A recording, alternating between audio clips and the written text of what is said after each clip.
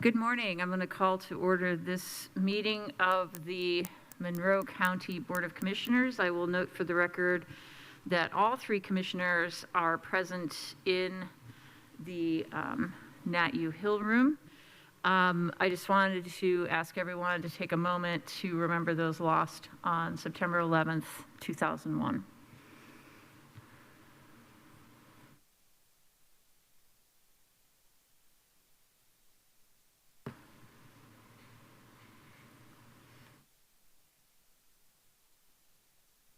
Thank you. I think it's Penny's turn.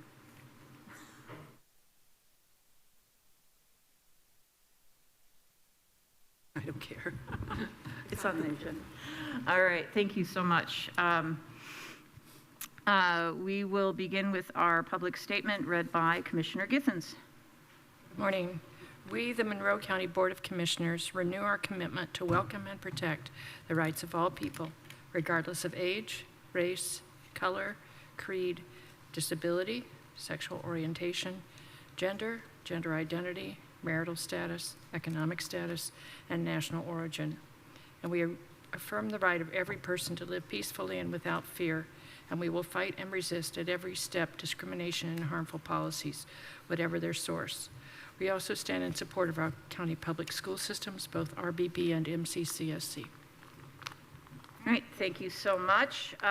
We have a proclamation today for Lake Monroe Day. If you would, Commissioner Jones. Whereas Lake Monroe has been used as a drinking water source to residents of Monroe County since 1967 and currently provides drinking water to over 130,000 people.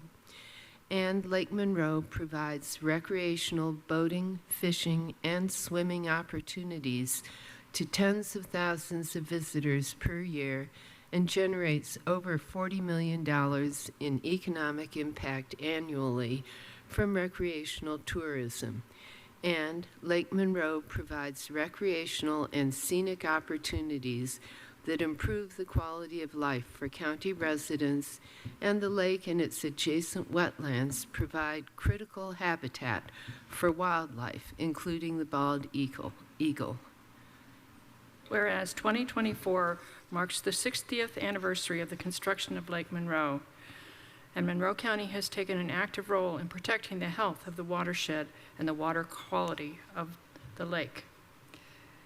The Monroe County Stormwater Board has provided financial support for the development and implementation of a watershed management plan and a community action initiative project in collaboration with the Friends of Lake Monroe.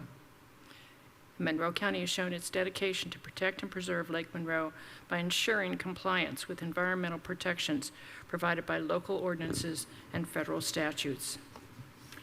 Whereas every member of our community depends on clean, abundant water and has a responsibility to do their part to protect Lake Monroe as a valuable resource for generations to come. We recognize the vital importance of Lake Monroe and make a commitment as a community to protect and preserve the lake. Now therefore be it resolved by the Monroe County Board of Commissioners does hereby declare Sunday, September 15, 2024 as Lake Monroe Day, proclaimed this 11th day of September 2024. All right, thank you so much. And we'll move on to department updates. Do we have a representative from the Health Department here? Yes. Good morning, Commissioners. Wastewater concentrations of COVID have continued to increase as of September 3rd. We've seen a small increase in emergency room visits for COVID-like illnesses as well. The Health Department still has free COVID tests available. The public can walk in Monday through Friday from 8 a.m. to 4 p.m. to pick those up. We have flu and COVID-19 vaccines available through our public health clinic located at 333 Miller Drive. You can call 812-353-3244 for more information or an appointment. Thank you so much. Comments or questions? Commissioner Githens? Yes, I was on the phone yesterday with a person from ProMD who does the county health clinic now, and she said that the for the county employees, we would be providing flu shots through the clinic, but not COVID-19 because we don't have the refrigeration capabilities for what's needed for that particular vaccine. But also I learned that if you've had COVID within the last 3 months, they encourage you to wait because you still have immunity from having had the COVID. They encourage you to wait 3 months before you get that vaccine. Thank you. Commissioner Jones? No, I don't. Okay. I don't have any questions either. Thank you so much. Ms. Kelly? All right. It looks like the Director of Planning, Ms. Nestor Jelen, would like to offer a department update. Good morning, Commissioners. I'd just like to remind everyone that we will be having the hearing for the County Development Ordinance on September 24th at 5:30 p.m. in the Nat U Hill Room. Just as a reminder for folks, the MonroeCDO.com website is the place to go for the latest updates.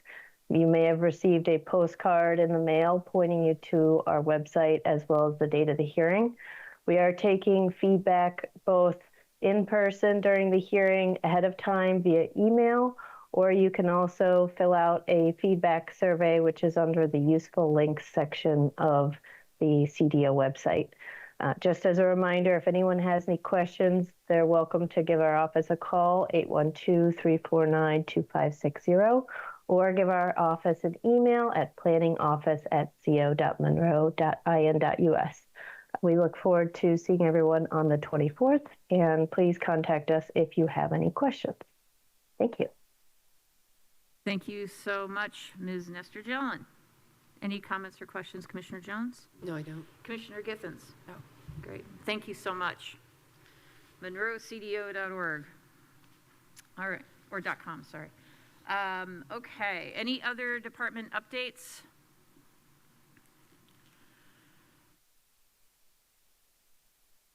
Okay, seeing none, we'll move on to public comment. Public comment is reserved for items that are not on the agenda. We ask individuals to limit their time to 3 minutes per person. Please share your name and your county of residence when you offer public comment. Anyone wishing to offer public comment can raise your hand on Teams, or you can come to the podium in Nat U Hill.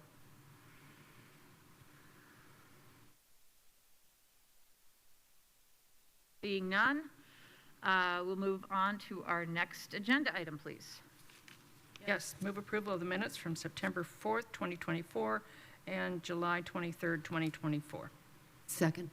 We have a motion and we have a second. Any comments, corrections, or edits?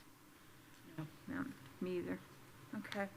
All those in favor of approving the minutes September 4th, 2024 and July 23rd, 2024 executive session of council and commissioners signify by saying aye. Aye. Motion carries 3-0. Next item, please. Move approval of the claims docket, accounts payable, September the 11th, 2024. Second. We have a motion and we have a second. Ms. Miller. Good morning. The accounts payable claims docket for September 11th, 2024 totals $1,532,214.11. This includes all emergency claims and adjustments. Right. Any comments or questions, Commissioner Githens? No. Commissioner Jones? No. Is there any public comment available on this item?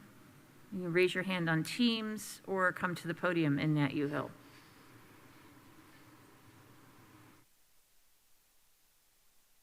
Seeing none, all those in favor of approving the claims docket, accounts payable, September 11th, 2024, signify by saying aye. Aye. Motion carries 3-0. We don't have any reports today, so we will move on to new business. Yes, move approval of the Harrell Fish Inc. chiller compressor replacement for the Justice Building. Fund name 2022 GO bond, fund number 4815, and amount of $47,850. Second. We have a motion and a second. We have Mr. Kreider joining us to tell us all about it. Good morning. Good morning, Commissioners. Richard Kreider, Facilities and Fleet. This request is to approve the proposal submitted by HFI in the amount of $47,850 to replace Circuit B's compressor in the chiller at the Charlotte Zietlow Justice Center. The unit is currently running at 75% capacity and able to cool. However, if an additional compressor were to fail, the chiller would decrease to 50% and not be able to adequately cool the facility. All right, thank you so much. Comments, questions? Commissioner Jones? Yeah, I just, considering that the jail is a part of that facility, I think it's extremely important that they not be allowed to become overheated. That can lead to a lot of bad situations. Absolutely. Commissioner Githens? I completely agree with Commissioner Jones, yes. It's another one of those expenses for this building that continue to mount up. Thank you for working on this. It's important to cover this. Let's see if there's any public comment on this item. Raise your hand on Teams or come to the podium in Nat U Hill.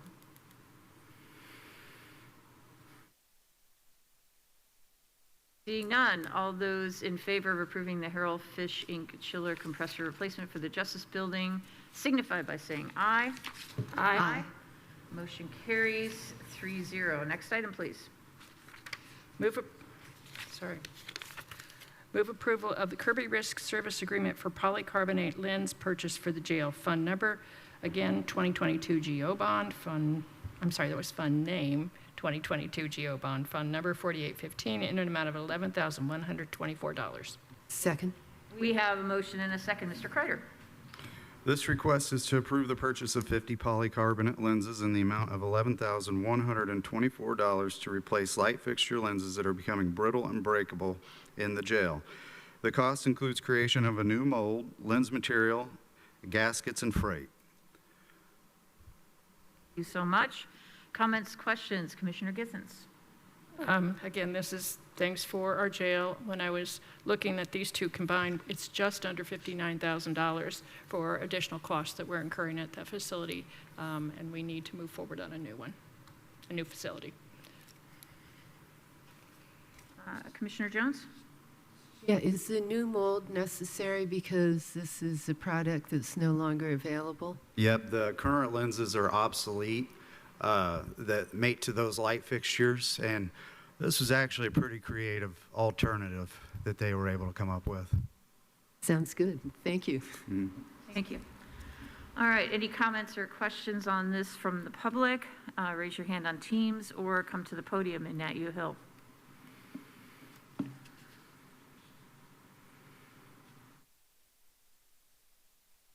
Seeing none, all those in favor of approving the Kirby Risk Service Agreement for polycarbonate lens purchase for the jail signify by saying aye.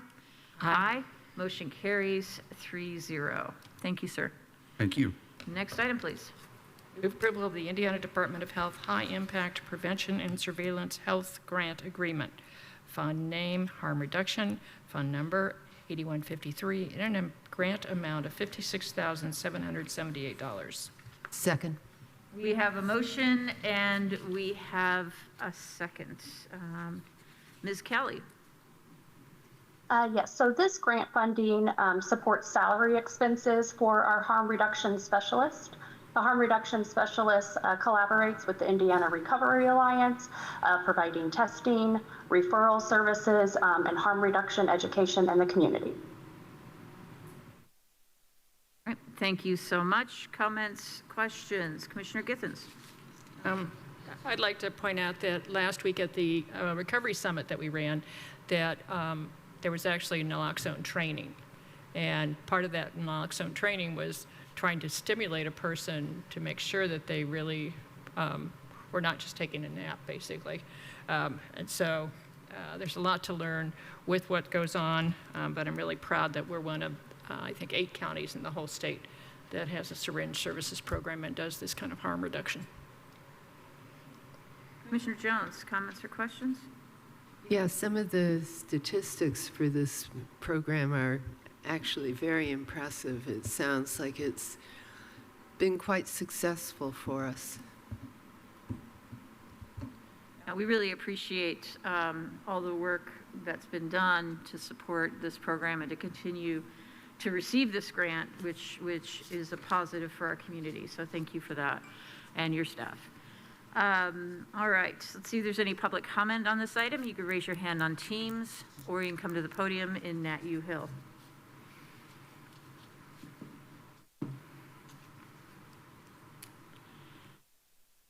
Seeing none, all those in favor of approving the Indiana Department of Health High Impact Prevention and Surveillance Health Grant Agreement signify by saying aye. Aye. Aye. Motion carries 3-0. Next item, please. Move approval of AT&T Centrix order, fund name, County General, fund number 1,000, in an amount of $27,810. Second. We have a motion and we have a second. Mr. Crum. Good morning, everyone. Greg Cron, Technical Services Department. I believe I've mentioned to you before that AT&T reached out to us. They're slowly but surely discontinuing the use of all their analog lines for business needs. So they're working now to get all their customers off those analog lines and moved over onto voice data. We still have multiple analog lines that act as redundancy lines for our fire panels that are required by code. We still have some communications lines for like our parking garage. They're still on analog systems, so we still have quite a few floating around. So in our discussions with AT&T trying to lay a plan out for this, it was recognized by AT&T that our contract had expired some time back, and they hadn't caught that. So in order for us to keep costs down to make these changes, it's necessary to pull another contract to get us through these changes. Otherwise, the off-contract charges will be about double as to what this agreement is. And how this will work is, as the Centrex and POTS lines get dropped, those will get removed from the bill and transferred over to the VoIP. So as time progresses, we will see this monthly amount decrease. They are anticipating, they went ahead and did 3 years, anticipating this taking a while. Our fire panels have to be reviewed and things like that because they'll have to go to a cellular signal to act as redundancy as part of the fire code. So there's some other cleanup work and some things we have to get figured out in order to get us fully moved over. So this will take probably a couple years to completion. Thank you so much. Comments or questions, Commissioner Githens? I'm always impressed with Mr. Cron's knowledge and his dedication to getting things done right. Oh, yeah, absolutely. Commissioner Jones? Yeah, I had no idea that telephone lines were quite this complicated. But I'm glad that you understand it and are taking care of it. Well, Wendy Goss is I'll call her our phone guru for lack of a better term. She wears many hats, but she's constantly combing through this stuff, trying to figure out where we can make changes, where things aren't needed so we can make some cuts. And so she stays on top of it. So her help has been tremendous in all of this. So the original idea for having analog phone lines, the old hardwired phones, was in certain situations that would be a fail-safe. In other words, if the power is out, if the cell towers are down, whatever else is going on. So or if the internet's down, how do we manage that without analog lines? So it sounds like AT&T is just not going to provide them. That's correct. They are, at a certain point, they will shut off all support, everything to business analog. The only way we can address that at the moment is cellular. So that is our fallback, is cellular data plan, and that's what's going to have to be across the board. Both telephone communications and our fire panel and security system communications will all have to be on wireless signal. Yes. Wow. Well, I like Commissioner Githens, I really appreciate your work on this. This is something that's going to take a while to get through, but it's important. It's important that we do it. So thank you for your attention to this. Let's see if there's any public comment on this item. You could raise your hand on Teams or come to the podium in Nat U Hill. Seeing none, all those in favor of approving the AT&T Centrex order signify by saying aye. Aye. Motion carries 3-0. Thank you so much. Thank you very much. All right, next item, please. Yes, move approval of Resolution 2024-33, approving the issuance of a general obligation bond. Fund name, GO bond, fund number to be determined, in an amount not to exceed $3.1 million. Second. We have a motion and we have a second. Mr. Cockrell. Yes, this is something you see every year. This is a 3.1 general obligation bond, which we have issued every year for at least the last 17 years, I believe. This is basically how the county keeps up a lot of its capital equipment needs, utilizing this structure. You approve this resolution, and then it would, process-wise, it'll go to the council for approval. They'll do a first reading at their meeting on the 17th and approval in early October. Typically, the project list is what is usually most interesting to people, and so I put it in the agenda cover sheet, and it includes such things as airport improvement, park improvements, including improvements to the restrooms at Flatwood Park and the Karst Athletic Complex, computer, camera, equipment, jail repairs, some dump trucks, some generators, and some equipment for probation and law enforcement. And roofing. And emergency management. Yeah, roofing. Okay, good. Thank you so much. Comments or questions? Commissioner Jones? No, I don't. Commissioner Githens? I want to thank Ms. Birdie and Mr. Cockrell for working on this. Yeah, it's quite a list. Yeah, and it's all of this is necessary. There's nothing frivolous on this list at all. But once again, we have more jail repairs included, which is, We have to. yeah, just we can't- have to. We can't afford Right, it. right, absolutely. Did you want to add anything? I Ms. just Purdy? wanted to say, yeah, that a shout out to our different departments who had made requests in this bond, and the requests far exceeded the amount of the bond, and they all were willing to provide reduced amounts to meet their basic needs, but work together so that we can all have a little bit of this particular pie. So I just want to say thank you to our departments for doing that. Thank you. Any public comment on this item? You can raise your hand on Teams or come to the podium in Nat U Hill.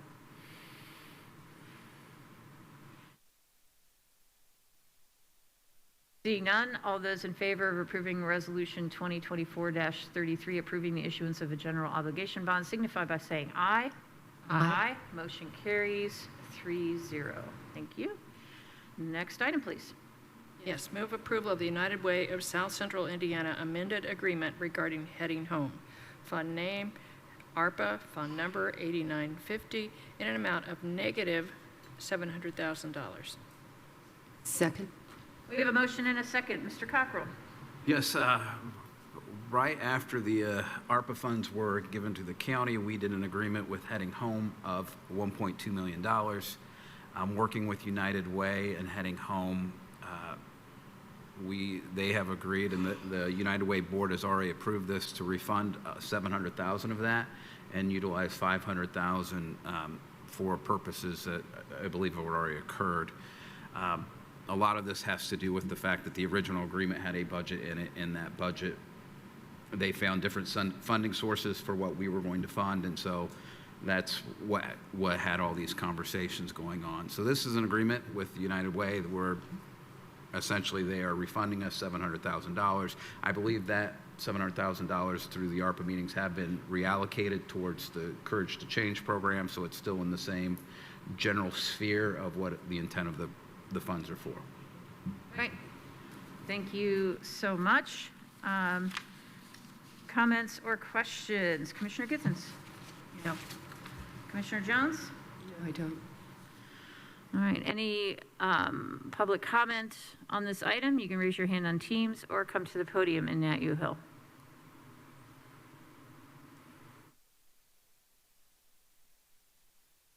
Seeing none, all those in favor of approving the United Way of South Central Indiana amended agreement regarding heading home signify by saying aye. Aye. Motion carries 3-0. Next item, please. Yes, move approval of the Substance Use Disorder Awareness Commission, or SUDAC, recommendation for the 2024 Recovery Summit Speaker Honorarium. Fund name, donation, fund number 4112, in an amount to be determined. Second? We have a motion and a second. We have Ms. Turner King joining us. Good morning. Good morning. So what's before you is approval of a recommendation that SUDAC made back, where they approved it on June 21st, and it's to provide the keynote speakers, presenters, and panelists with an honorarium who attended the summit, which was held, I think it was last Thursday.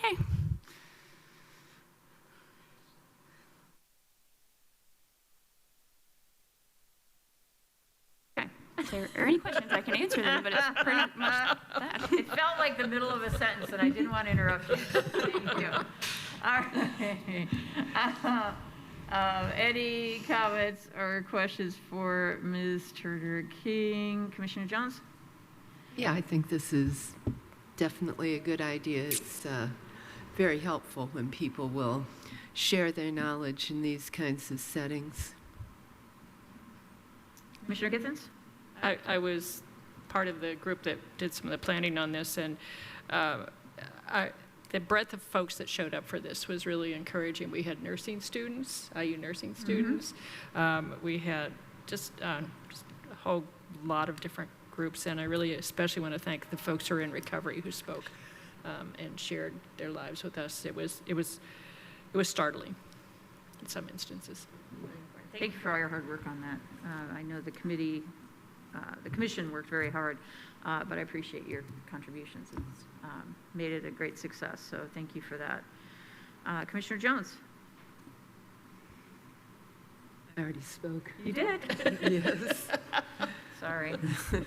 All right. No, it was a great event from everything I've heard, and again, thank you to everyone who made this possible.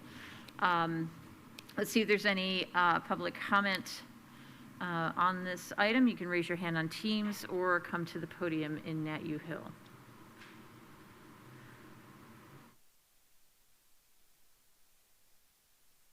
Seeing none, all those in favor of approving the Substance Use Disorder Awareness Commission recommendation for 2024 Recovery Summit Speaker Honorarium signify by saying aye. Aye. Aye. Motion carries 3-0. Can we combine H and I together Just as going to one? ask if we Thank could. you. Yes. That would make sense. Yes. Move approval of Substance Use Disorder Awareness Commission SUDAC recommendation for Paint the Town Purple. Fund name, donations, fund number 4112 in two different amounts, one for $115 for a porta potty rental and for $300 for Purple Misfit karaoke agreement. We have a motion? Oh, second. We have a motion and a second. Ms. Turner-King? These two contracts is for SUDAC's next event, which will be on September 20th. It's Paint the Town Purple. It's held out on the courthouse, just outside on the courthouse lawn. And so these agreements are so that a porta potty can be rented, and then DJ services will be provided for the event.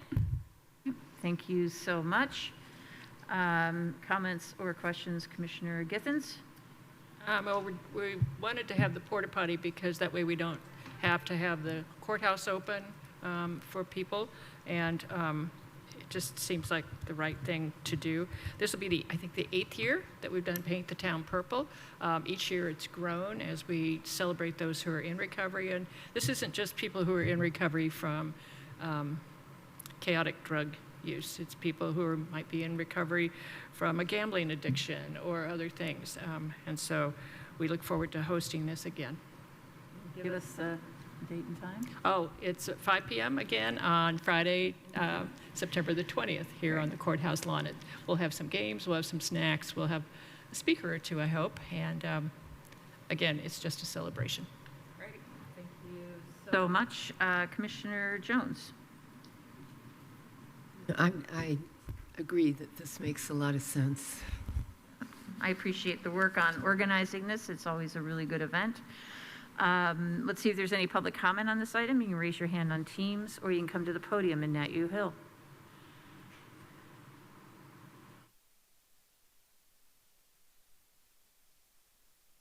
Seeing none, all those in favor of approving the two agreements recommended by the Substance Use Disorder Awareness Commission for Paint the Town Purple signify by saying aye. Aye. Aye. Motion carries 3-0. Thank you. Thank you. All right. We don't have any appointments today, but I think Commissioner Githens, if you do have any announcements you want to make, again. Yes, I want to remind people that this is Hunger Action Month. That's why Commissioner Jones and I are wearing T-shirts to promote what's going on at Hoosier Hills Food Bank. They serve over 100 different agencies throughout our region. In our region, 1 in 7 adults and 1 in 6 children are food insecure. So imagine you've got a classroom of 24 kids. 4 of those kids are food insecure. You don't know if they ate dinner the night before when they were trying to do homework. You don't know if they had breakfast before they came to school. And this impacts learning and impacts cognitive development. And in support of this, we also have a collection barrel in our rotunda downstairs. And we, this week, are lighting up the courthouse orange to support Hunger Action Month. Great. Thank you so much. Paint the town purple. September 20th, right here at the courthouse lawn, 5 p.m. Did you have any announcements? Okay. So there is tonight at 6 p.m. a public discussion on vote centers. This will be held at Unionville Elementary School, 8144 State Road 45, and that's in Unionville, downtown Unionville. The Capital Improvement Board is hosting a community information input session on Monday, September 16th from 6 to 7:30 p.m. at the Monroe County Convention Center. And a huge thank you again to the members of the Capital Improvement Board. They have really done a lot of work, and we certainly appreciate their efforts throughout this whole project. They've really been amazing, so a huge thank you to them. The County Development Ordinance public meeting will be held Tuesday, September 24th, beginning at 5:30 p.m. in the Nat U. Hill meeting room. You could go to monroecdo.com to find information, more information about the ordinances, and to make a comment in writing instead of attending. All of those comments are treated with the same weight. They're both important. So we do have COVID-19 testing available at the Monroe County Health Department, 119 West 7th Street, and the Monroe County Public Health Clinic at 333 East Miller Drive, where vaccines are also available. We are currently accepting applications for boards and commissions. We are looking for an application for the Redevelopment Commission. Please go to co.monroe.in.us for more information and to fill out an application. We continue to hold office hours via Teams each month, and you can speak with a commissioner go to the calendar, co.monroe.in.us, go to the calendar, find the dates, click on it, and join the meeting. The next blood drives, which are being held at Ivy Tech, Shreve Hall, are Wednesday, October 16th, 10 a.m. to 3, and Thursday, October 17th, 1 p.m. to 6 p.m. You can go to redcross.org to make an appointment. Thanks to the Red Cross and Ivy Tech for their great work. Residents can also sign up for the resident alert notification system, and this is where you can find weather and other emergency information sent directly to your text, email, or via a phone call, or all of the above if you wish. Go to co.monroe.in.us and click on the megaphone. We are asking folks who wanted to apply for the rural housing repair to hold their applications at this moment. We're working on developing another method, rural housing repair. Are we now, or is it changed again? It hasn't changed. Okay. I think that we need to talk to the foundation. Right. And Right. see. So I'm asking people to hold on to their applications. At this point, we are not accepting any more applications. Right, to hold on to them. I don't know that they will use those. Okay. But yeah. Okay. All right. So as soon as we have information on that, we will make that announcement. We'll put it on the landing page of our website. And we do have a septic replacement program available, again, with ARPA money. You can go to co.monroe.in.us to find out more information from our landing site. This is for homeowner-occupied dwellings in the county, outside the town and the city. We encourage you to apply if you need assistance. All right, anything else for the good of the order? Okay, we do have a work session. So can we come back at 10:55? Is that okay? All right, Yeah. great. We've got people waiting here, so yeah. Yeah, we'll come back at 10:55 for our work session. Our next regular meeting is September 25th. We are off next week. All right, with that, this regular meeting is adjourned. Thanks, everyone.